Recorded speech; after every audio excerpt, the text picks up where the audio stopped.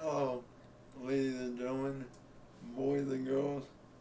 As you can hear, I'm a little under the weather today, but that's not gonna stop me from putting on the inaugural performance of Handicap This.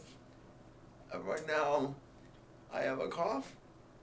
I'm losing my voice, and what you can't see is that I have a dislocated hip and a contusion to my rib cage.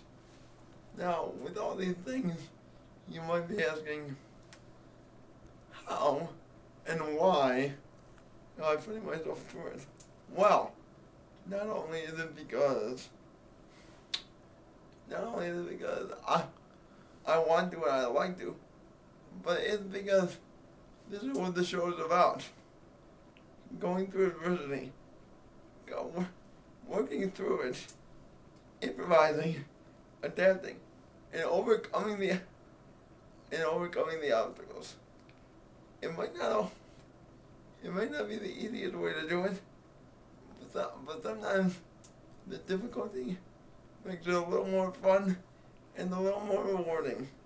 So I just wanted to say thank you for everyone that helped us and supported us, and we'll see you today, tomorrow, and Saturday. See you guys later.